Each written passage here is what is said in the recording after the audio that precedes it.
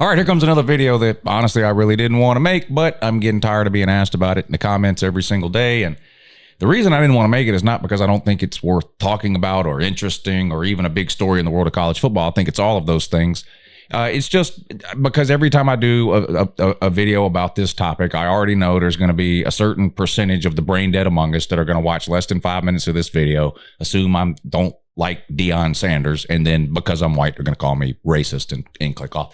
But and I'm not even going to try to defend that or argue against it by going into the whole story about how big of a Deion fan I was growing up or anything, because it just honestly doesn't do any good. But I do want to talk today about Colorado, what's going on there with the transfer portal, the recruiting, both high school recruiting and transfer portal, the players that are coming in, the players that are leaving.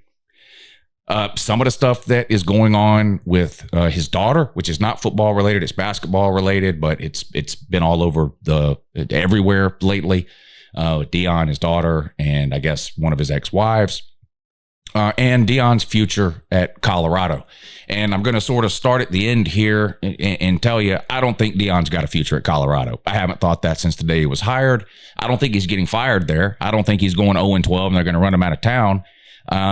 Deion's going to leave when his kids leave. I've thought that from the beginning. Nothing is going to change my mind until I see Deion Sanders coach a game, I guess, next season without any of his kids on that roster. I think he's going to come up with some reason, explanation, excuse, whatever you want to call it, to just walk away after this season. Is it Shedeur or Shiloh? I think it's Shedeur, who Deion has coached at every single level that he's ever played football, going all the way back to Pee Wee. He was his kids coach in recreation and Pee Wee League. He was his kids coach in middle school. He was his kids coach in high school. He was his kids coach at Jackson State. He was his kids coach now at Colorado. Then he comes out and gives this statement the other day because he was asked straight up, do you plan on staying in Colorado after kids are gone, or are you moving on when they move on? And he really didn't answer the question, which is what happens a lot of times when Deion is asked tough questions. He kind of skirted around it and gave some kind of motivational speech type thing, which is what he loves to do.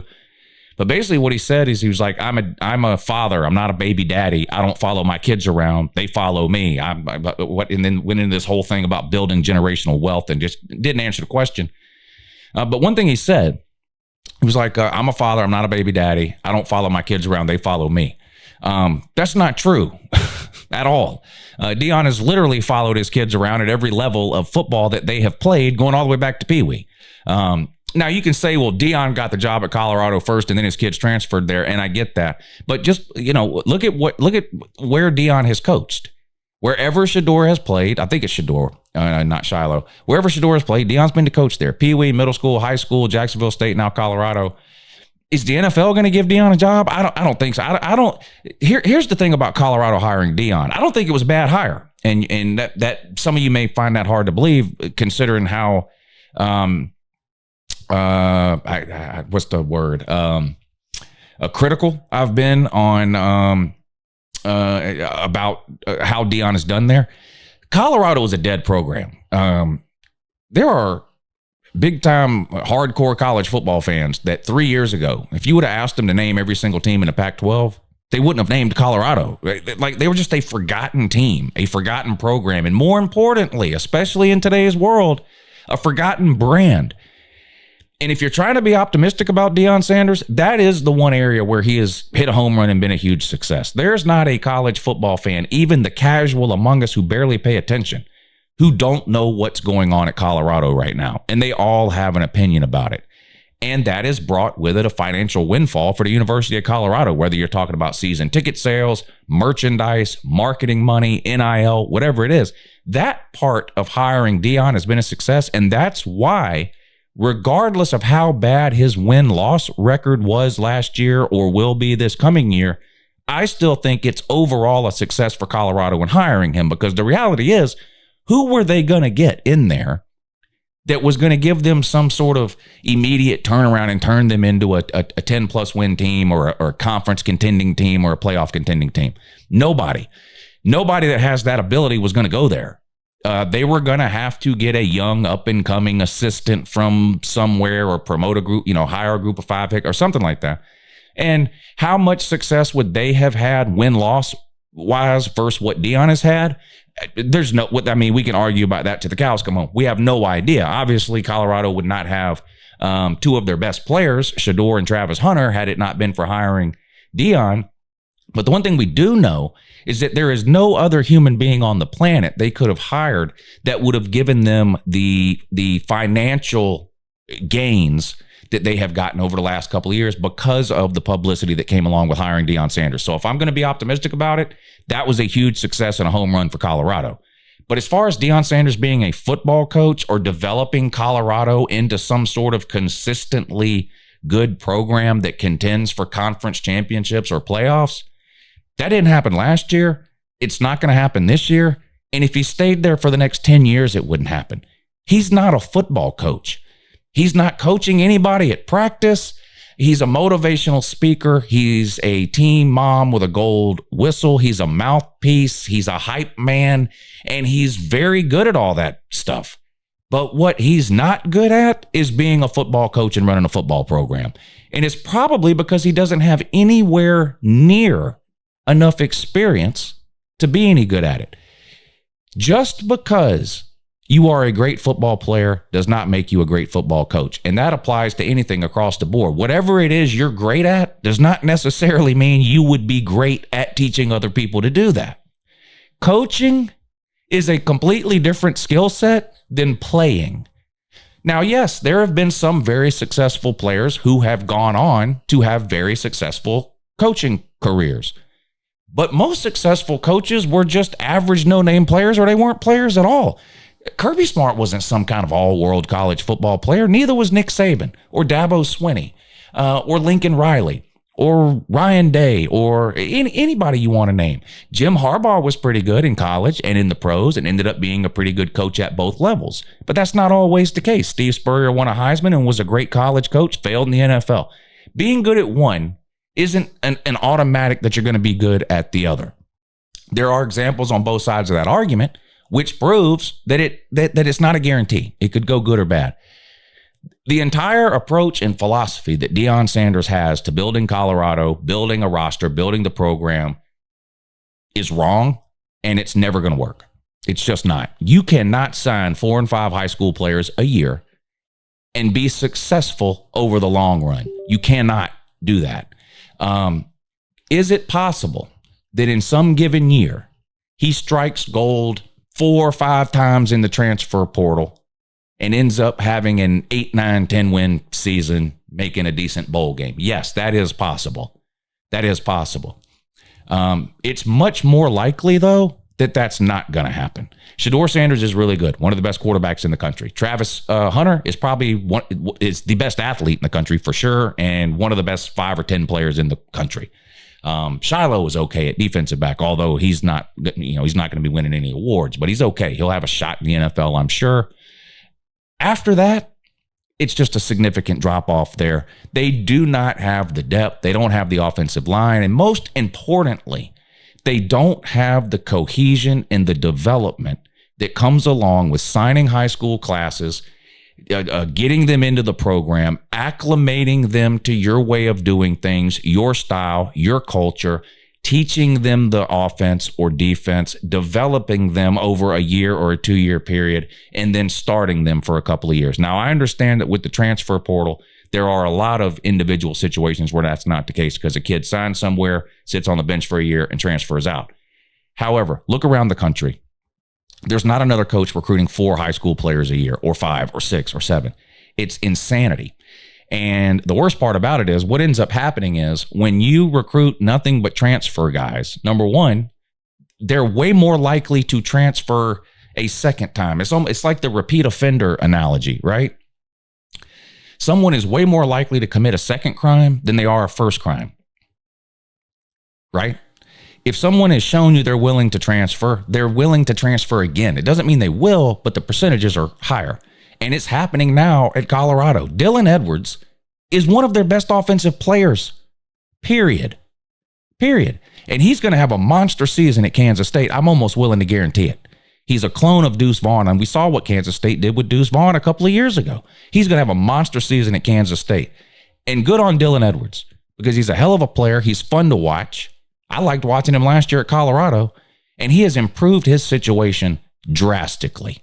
He is in a much better situation, in a much better program, with a much better coaching staff that actually knows what they're doing and how to use him. So shout out to Dylan Elwood. Cormani McClain. Now, just because he's a 5-star doesn't mean he's going to go on to have some kind of great college career. But that's the highest rated player Colorado's ever got, and he's out after 1 year. And the list just goes on and on and on and on and on. They've lost multiple starters to the transfer portal. Deion Sanders then comes out and basically throws them all under the bus, and so do his kids, and that's another issue. They're all over social media. Anybody that left, basically what they said is anybody that left because they're not any good, they're not starting, they're not getting any playing time, so they left. It's just not true.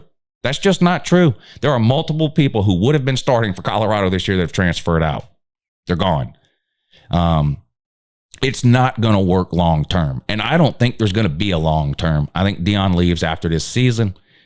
Whatever the reason, explanation, or quote unquote excuse he comes up with, I don't know, but I don't think he'll be there. And I think that's why he doesn't really care about building a foundation through high school recruiting, which is the path to success, sustained success. Again, can you have a blip in the radar season by striking gold in the transfer portal with a couple of key players? Probably.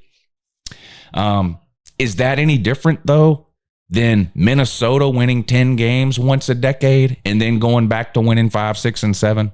Or Northwestern doing the same thing? Or TCU making the national title game a couple of years ago and then can't make a bowl game last year? Is that any different? Is that what you want? Is that what you want? Or do you want to build a foundationally solid program that can have success over the long run? That's done through high school recruiting. It's done through development, cohesion, and chemistry. And you cannot get those things when 80% of your roster comes through the transfer portal. You can't do it. He's not going to succeed as a college football head coach for a litany of reasons, and those are some of them right there. Now, I'm only going to touch briefly on this situation with his daughter and the daughter's mother, which is Deion's ex-wife. Okay, if you don't know what happened, the daughter plays basketball at Colorado. She's there for 1 year last season. She's played a little bit, not that much, and she decides to transfer out. Deion was asked about it a couple of days later, and he called her stupid. He said, I think it's stupid. I think what she did is stupid. She shouldn't have done that. The mother, who apparently has a YouTube channel, I'm not going to, if you really want to see the video, you'll find it, so I'm not going to tell you where to go to look for it, but the mother has a YouTube channel. She uploads a video with the daughter in the car, and she's basically warning Deion to watch his mouth. There's one quote in there where she's like, you don't want me to say any more than what I'm saying now. Trust me, like almost threatening him, like, don't talk about her like that. Or one of the quotes she had was, I'm tired of hearing Deion talk about how he's always present for his kids, and basically warns him right then, you need to let that go. Don't make me say any more than that. She tells a story about when their daughter was originally being recruited and how, in their opinions, the daughter and the mother, Deion interfered in that recruitment. If you really, I'm not really going to say much more about that situation. A bunch of people have asked me about that situation in the comments. I'm not going to say much more than that. Look, I'm a divorced guy, okay? This seems like an ex-husband, ex-wife issue that probably needs to be handled in private. And I don't know that ex-wife really should have uploaded that video. I understand wanting to support your daughter and take up for your daughter and things like that.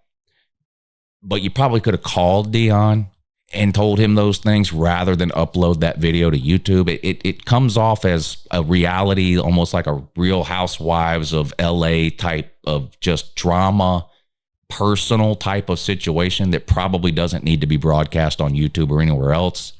So I'm not on Deion's side or the ex-wife's side or any side in that situation, but the story is out there. A bunch of people have asked me about it.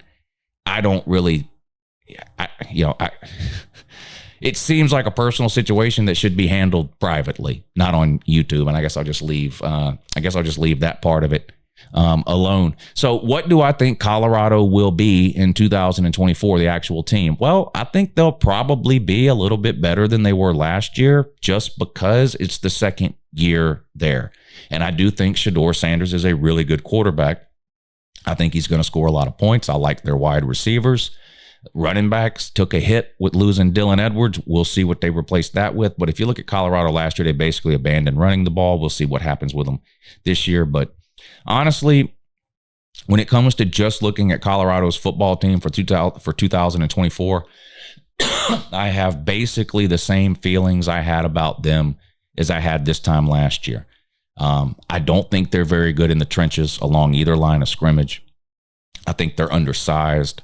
And I think injuries, which no one likes, but we all know are bound to happen, are going to have an amplified effect on a team like Colorado versus other teams. Colorado doesn't have the depth. They don't have the quality depth. And more importantly, the depth that they do have just got there yesterday.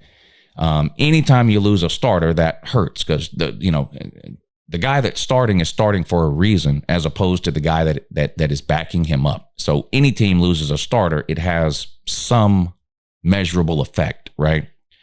I just feel like at Colorado, that effect is greater, it's magnified, because they don't have the quality depth, because they don't recruit, they don't develop, they don't build within their system. They're headhunters. They go out every single offseason. I know he's only been there 2 years, but this is his stated approach. I'm not making this up. This is what Deion Sanders has looked you in the face and told you. He's told you, I'm not interested in high school recruiting. I'm not interested in going to Florida or Georgia or Texas or Ohio or South Carolina or Iowa or Minnesota and sitting down in some recruit's living room and begging his parents to come to Colorado. I'm not interested in that. They can come to Colorado and see me if they want to know about me. That's what he said in a public forum, in an interview. That's what he said. He's not interested in it. He's a headhunter. He wants the season to end. He wants a bunch of players to enter the portal, and then he wants to look through that list of players in the portal and pick out players that he thinks suit what he's doing there. And by suit what he's doing there, I don't really know what he means. Players that want to be social media stars, players that want everything they do in team meetings and in the locker room and all that broadcast on TikTok and Instagram for the whole world to see. Colorado's football program is a social media reality show. It's not serious. The people that are running that program are not serious. The coaches are not serious. And some percentage of the players are not serious either. They're not there to become great football players. They're not there for any other reason other than social media fame. And some of them will get that, but that's all they'll get. Anyway, I appreciate you watching. Have a good morning.